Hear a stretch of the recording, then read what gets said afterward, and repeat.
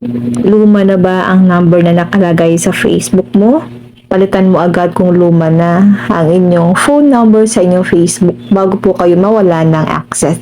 Lalong-lalo na po guys, para ma-recover nyo po ang inyong mga Facebook account once na na-hack po ito or hindi mo ito ma-open.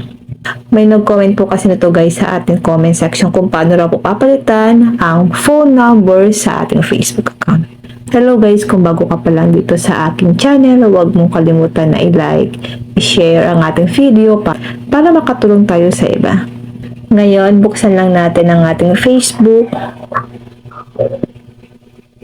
Tap 3 lines or menu. Tap Settings and Privacy. Tap Settings. Tap natin ang See More in Account Center.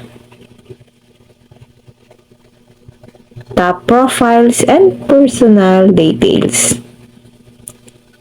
Dito guys sa baba, scroll down lang natin. May makikita kayo dyan na Personal Details, Contact Info, and Birthday. Dahil po papalitan lang natin dito ang ating mobile number. Tap lang natin ang Contact Info.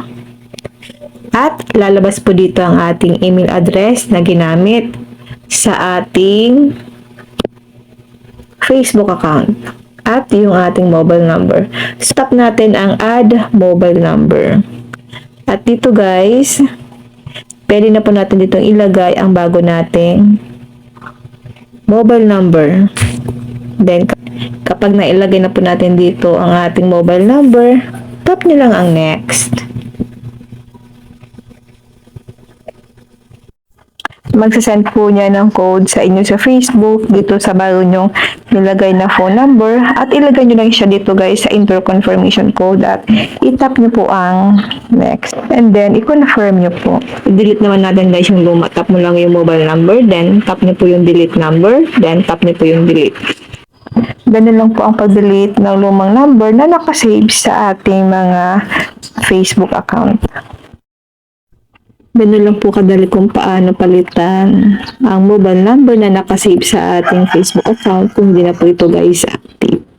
Yun lang guys, sana po may natutunan kayo sa ating video. Huwag na pong kalimutan na i-follow ako at i-share ang ating video para malaman din po ng iba kung paano palitan ang phone number sa ating Facebook account. And thank you for watching. God bless you all. Mag-comment lang kayo guys sa comment section kung may mga tanong po.